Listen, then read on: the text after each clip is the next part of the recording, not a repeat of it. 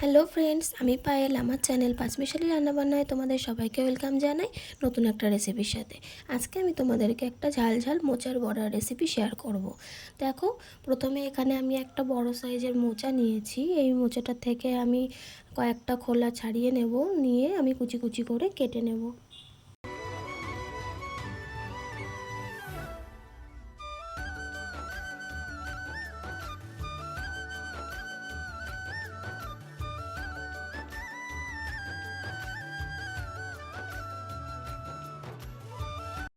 এই মোচার ভেতরে একটা লম্বা কাঠি থাকে, যেটা দেখতে দেশলাইয়ের কাঠির মতো লাগে, সেটা ফেলে দিতে হয়। আর একটা সাদা মতো থাকে, সেটাকেও ফেলে দিতে হয়। দিয়ে তারপরে কুচি কুচি করে আমি কেটে নিচ্ছি।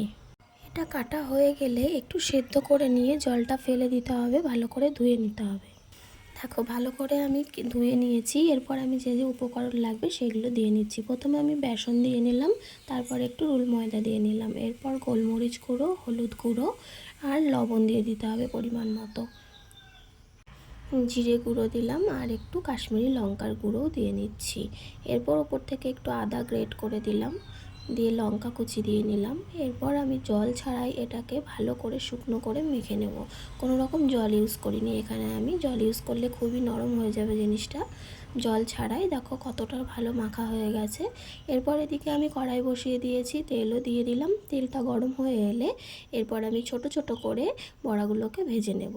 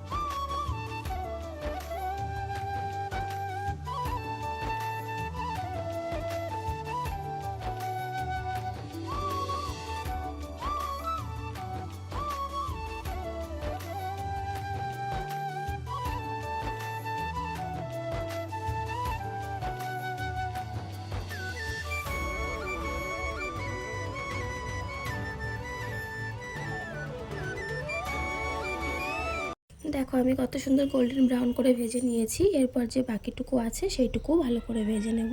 ব্যাস, তাহলে রেডি হয়ে যাবে আমার ঝাল ঝাল মোচার বড়া।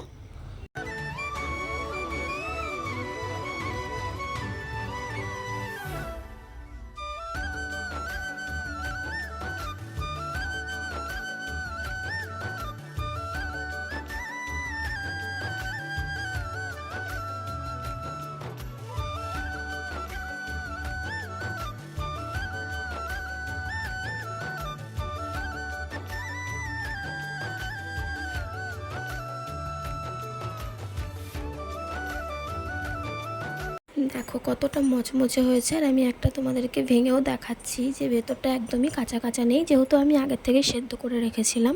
তো বন্ধুরা, রেসিপি ভালো লাগলে লাইক, কমেন্ট, শেয়ার এবং সাবস্ক্রাইব করতে ভুলো না।